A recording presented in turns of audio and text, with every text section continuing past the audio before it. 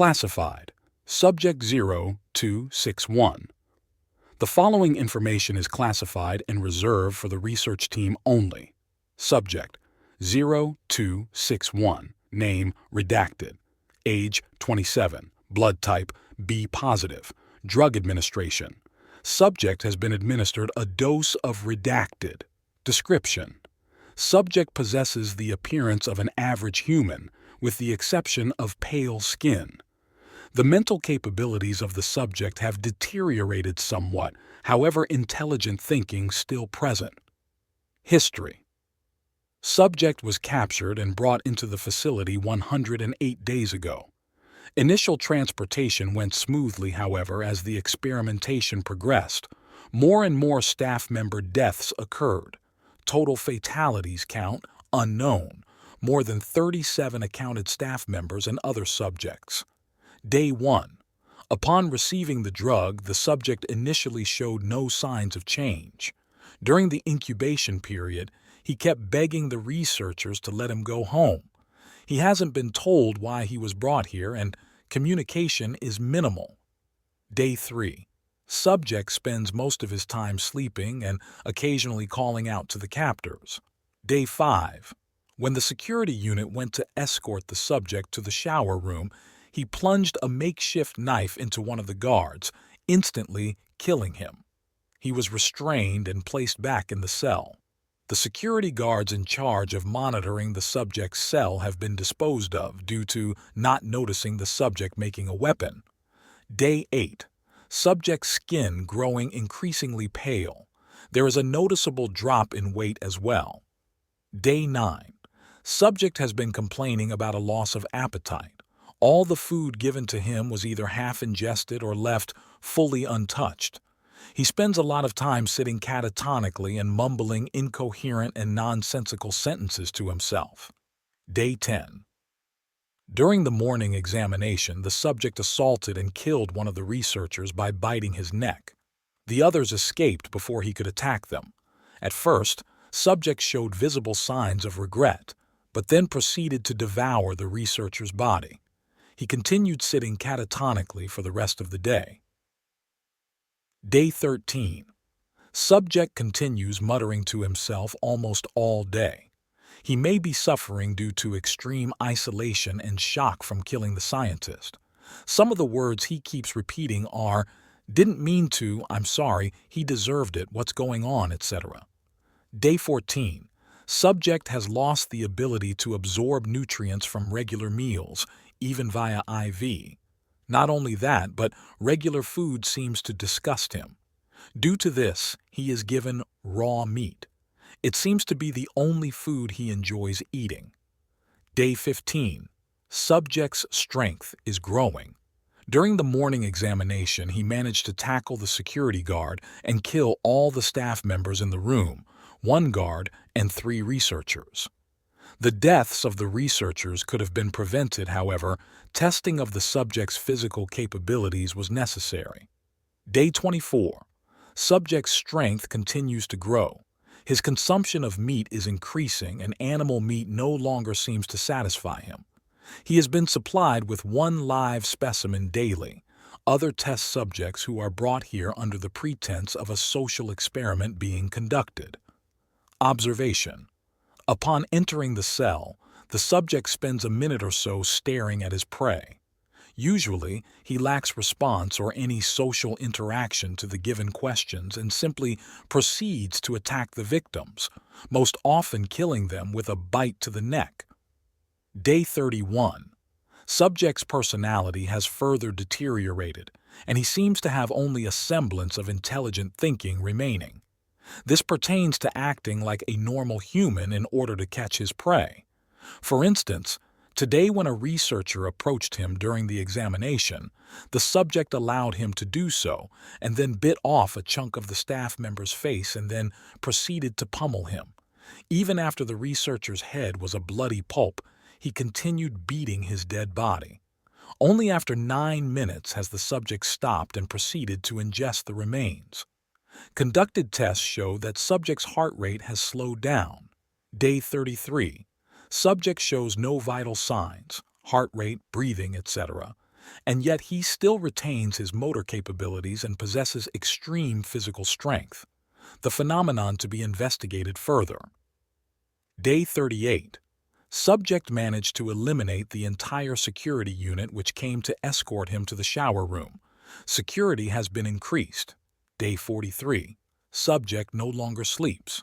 He silently stands in his cell all day and all night, always staring at the door. When the researchers enter, he fixes his gaze on one of them. From prior results, when the subject locks eyes with someone, he may see it as a threat and assaults that person. Avoiding eye contact is highly advised. Day 50. Due to the subject's enormous strength, research teams will only be sent inside the cell during emergencies. Day 76. Subject has been standing for 4 days without moving. Security units were then ordered to use lethal force, but the bullets did little to stop or even make the subject flinch. However, instead of killing his victims, the subject tackled them to the ground and vomited blood on their faces. He would then let them go. The person who came in contact with the blood or saliva of the subject started convulsing on the floor, before getting up and immediately adopting the subject's exact behavioral patterns and physical strength, attacking others and vomiting blood on them, infecting them in the process. Despite the savage and primitive behavior and methods of attacking, the infected seem to retain a form of intelligent thinking. Day 110. Everyone is dead or transformed into a monster. The infected have opened the doors and escaped from the facility, but one still remains inside. Subject 0261 has been standing in front of my room since 2 days ago. Although the room is locked, he can easily bust through it, but I think he's toying with me. I think he wants revenge for the 108 days he spent in confinement. I know he can stand there for days, maybe even months, and I have no food or water in here. I could wait for help to arrive, but I doubt any will come. I spent my entire life pursuing greatness and trying to break the human limits, only to be destroyed by my own creation.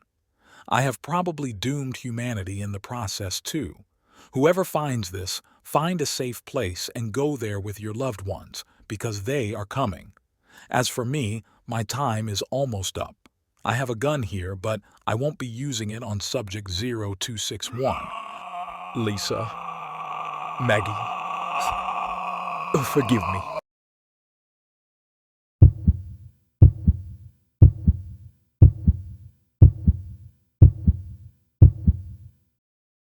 My wife Adrienne has always been a sleep talker. I'd shuffle in bed and all of a sudden she'd be saying something incoherent. I'd ask her what she meant, but she'd be sound asleep the very next moment. It creeped me out at first, but in time, I learned to ignore her remarks and just let her say her things and fall back asleep. That was until 1 week ago. I had woken up in the middle of the night to go to the bathroom, and after having a midnight snack, returned to bed. Now my wife sleeps on the right side of the bed, on her left side, while I alternate between sleeping on my left side and right side. This particular night, I slept on my left side, and after a few minutes, I shifted and faced Adrienne. Almost as soon as I did so, I felt a firm grip on my arm. My eyes shot open and saw my wife staring at me, wide-eyed.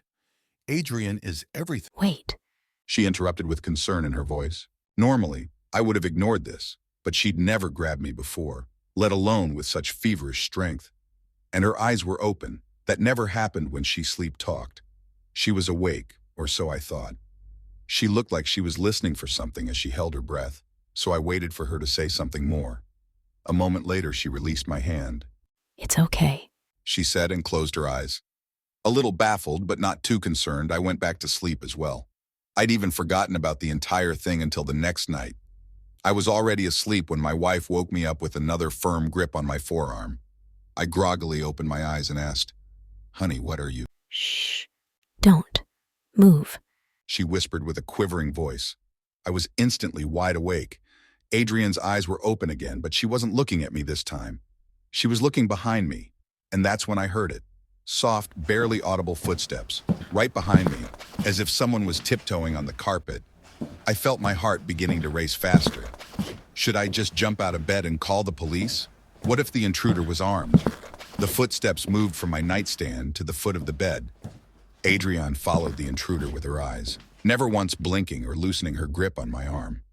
Maybe the figure was about to leave, I thought to myself.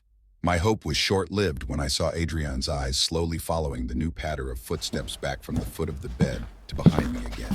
The footsteps were inconsistent from there, sounding as if someone made a step or two and then stopped, then went back, then returned to the foot of the bed, then back to the nightstand, etc.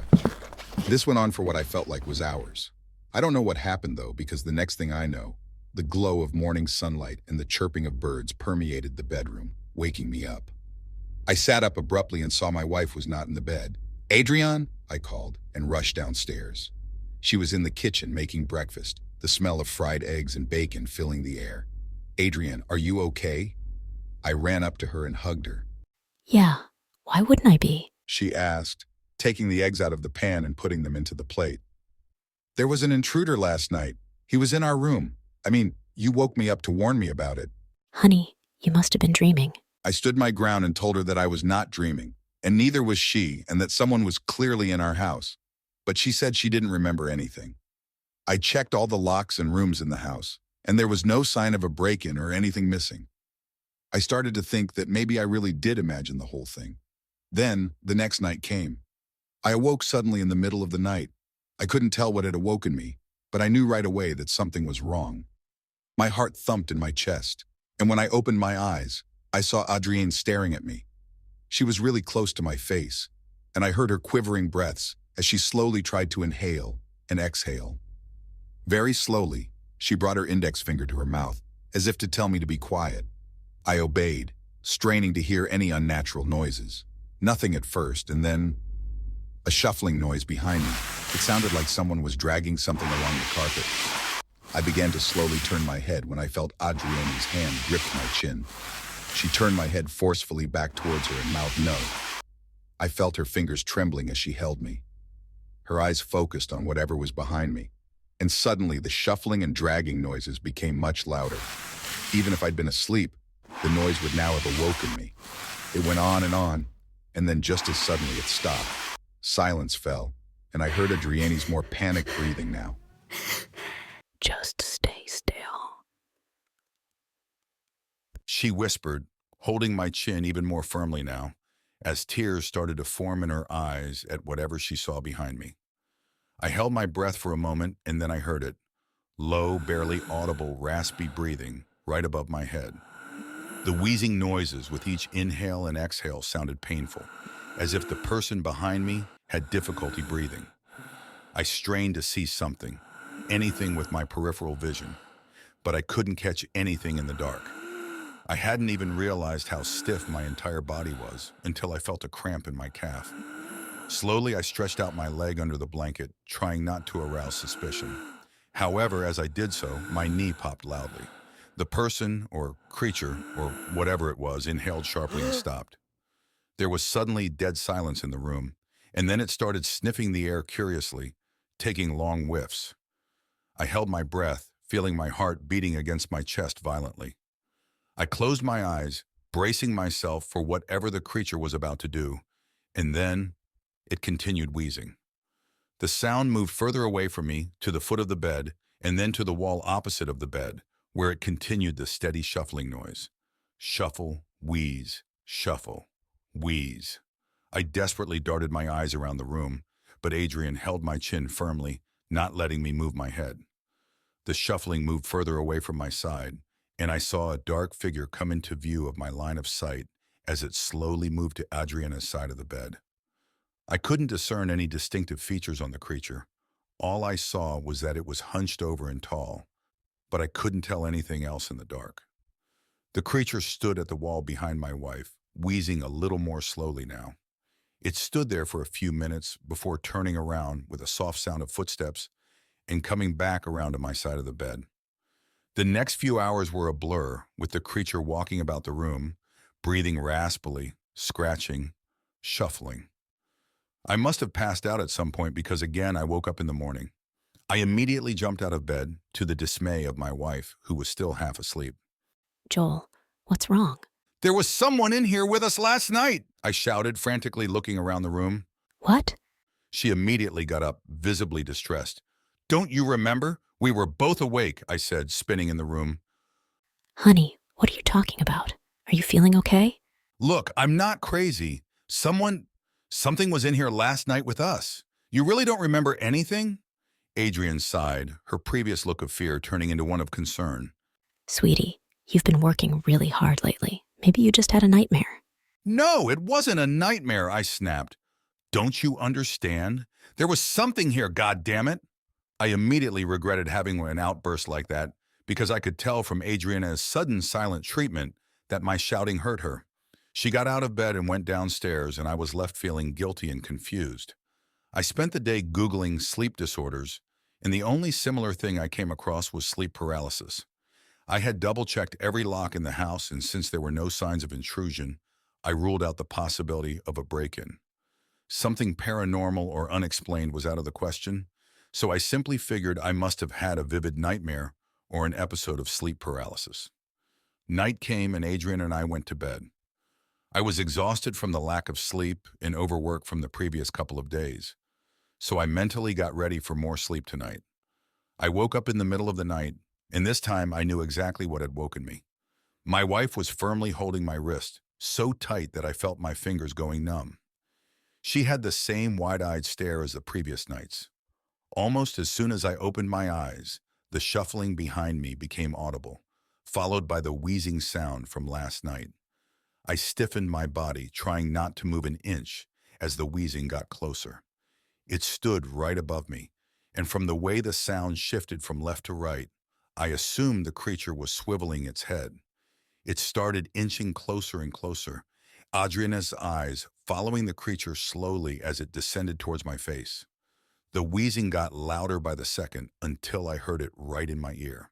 I felt the warm breath with each exhale and heard every crooked sound its throat produced. I closed my eyes and held my breath, silently praying that the creature would go away. A moment later, the wheezing removed itself from my ear and went towards the foot of the bed. I felt a weight on the mattress as the creature sat down, wheezing more steadily now. Adrian and I maintained eye contact with each other, too petrified to move with this abomination in the room. The creature stood up and began wheezing more violently again. There was the sound of shuffling on the opposite wall as it got further from my side. It shuffled along the wall and slowly moved to the left side, going along the wall behind my wife. By now, my eyes had already adjusted to the dark, and I could see more clearly with my peripheral vision. What I saw made me wish I hadn't opened my eyes. It was a man, or at least looked like one. It was shirtless from what I could see, and had some sort of rag covering its private parts as a makeshift skirt.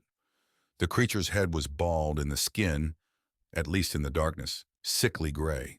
The creature firmly held both its palms on the wall, fingers spread out, as if it was trying to locate something. It slid its palms and fingers across the wall, causing an unnerving clicking and scraping noise. Step by step, it moved to the left like that, its face almost pressed against the wall. The creature was right behind Adrienne now, and when I looked at her, I saw her holding her eyes firmly shut, tears flowing down her face. She let out a whimper, and the creature immediately stopped rasping. It jerked its head to the left, sniffing the air curiously. It turned towards the bed, and I almost let out a whimper myself. The creature had no eyes. Everything else about it seemed human.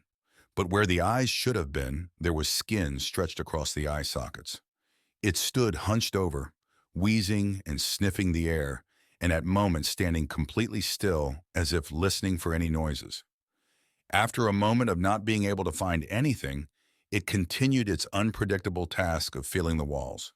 It went on like that for a short time, until there was a sound so loud that it permeated the entire room. My phone vibrated upon the wooden surface of my nightstand, sending shivers down my spine. The creature immediately turned its head in the direction of the sound and let out a growl that resonated with malice. It ran across the room, the heavy thudding of its feet reverberating all over the place, and stopped right in front of my stand. I heard its raspy breathing right above my head once more, as it felt around the nightstand with a cacophony of wheezes and growls. I prayed the whole time for the creature not to come across my face, as Adrian stared at it, her pillow visibly soaked from tears. When the creature didn't find anything, it let out a disappointed growl and trudged back to the wall, where it continued shuffling from left to right and vice versa. This went on for a long time until I once again woke up in the morning. I shifted in bed and heard Adrian say, Stay still. I jerked my head towards her and realized that she was still asleep. She mumbled something, so I leaned in to hear her better. If you move, it'll get you. What does the creature want? I whispered. She mumbled something that I couldn't make out. What did you say, sweetie? It wants your eyes.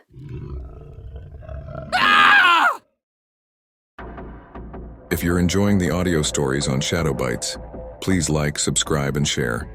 It's the best way to help out the channel so we can bring you more content like this.